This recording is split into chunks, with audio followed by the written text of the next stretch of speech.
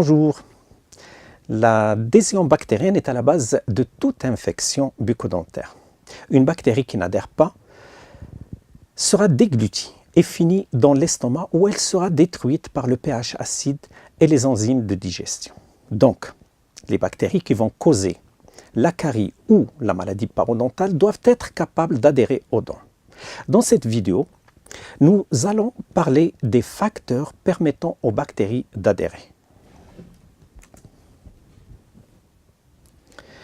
L'adhérence des bactéries aux dents se déroule en deux phases et favorise secondairement la croissance bactérienne.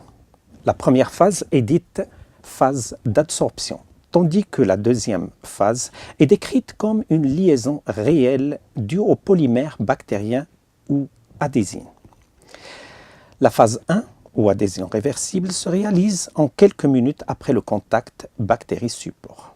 Elle est due à des liaisons faibles, comme les interactions hydrophobes, liaisons hydrogènes et interactions de Van der Waals. De plus, des molécules appartenant au milieu environnant ou présents dans la pellicule acquise forment des ponts entre la bactérie et le support, tels que les polymères de glucose ou glycane et le calcium.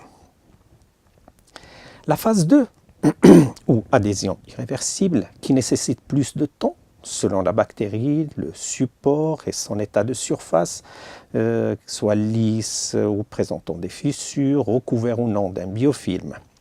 Cette adhésion irréversible fait intervenir les glycoprotéines membranaires des bactéries, l'acide lipothécoïque des bactéries à gram positif et aussi les exopolysaccharides synthétisés par les bactéries. Ces polysaccharides forment ce qu'on appelle le glycocalyx, qui va permettre aux premières bactéries d'adhérer au support et aux autres bactéries de venir s'agréger pour former plusieurs couches, c'est-à-dire le biofilm bactérien. Dans le milieu buccal, les bactéries sont attirées vers le support, dent ou muqueuse buccale, par chimiotaxie. Les bactéries sont capables de détecter des concentrations très faibles de nutriments avoisinant les 10 puissance -6 molaires.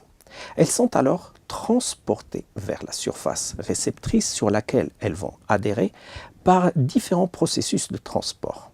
La sédimentation due aux forces de gravité, les forces hydrodynamiques du fluide environnant, la diffusion aléatoire par mouvement brownien et la mobilité de certaines bactéries. À l'aide de ce schéma, nous allons passer en vue quelques facteurs permettant à une bactérie d'adhérer à l'émail dentaire. La surface de la dent est chargée négativement.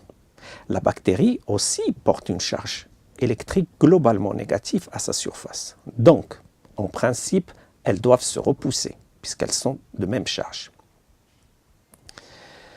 Cependant, les bactéries sont également soumises à l'influence de forces de Van der Waals et des forces électrodynamiques. C'est ce que j'ai représenté sur la photo sous forme d'une flèche verte. C'est la force d'attraction. Et la force de répulsion, à cause des charges négatives, est représentée par la flèche rouge. Le rayon d'action de ces forces attractives est supérieur à celui des forces électrostatiques répulsives. Les forces attractives et répulsives favoriseront le positionnement des bactéries à une distance bien définie de la surface de la dent. Ce positionnement est aussi influencé par la présence d'ions, un pH acide ou une concentration accrue en cations feront diminuer l'écartement. C'est la phase réversible, une adhésion réversible qui n'est pas très forte. Cette figure illustre le rôle du glycocalyx dans l'adhérence bactérienne. Son intervention rend l'adhésion irréversible. Il permet le franchissement de l'intervalle séparant la bactérie de la surface dentaire. Lorsque le glycocalyx arrive au contact de la surface de la dent, d'autres forces attractives telles que les liaisons hydrogènes, formation de paires d'ions et interaction dipôle-dipôle peuvent s'établir. Certaines bactéries présentent à leur surface des pili ou fimbriae qui sont habituellement assez longs pour s'avancer au-delà du glycocalyx. Ils peuvent de ce fait faciliter le franchissement de l'espace entre la bactérie et la dent et établir le contact. Dans la plupart des cas, la fixation des bactéries à la surface de la dent est probablement déterminée par des mécanismes très spécifiques encore inconnus. De nombreuses molécules appelées adhésines ou ligands, sont des protéines, présentes à la surface des bactéries reconnaissent des molécules réceptrices plus ou moins spécifiques situées à la surface de la dent et permettent l'adhésion de la bactérie. C'est une adhésion plutôt spécifique. De nombreuses années s'écouleront encore avant que les mécanismes d'adhérence bactérienne soient convenablement décrits. Jusqu'alors, nos descriptions de ce phénomène seront incomplètes. Merci.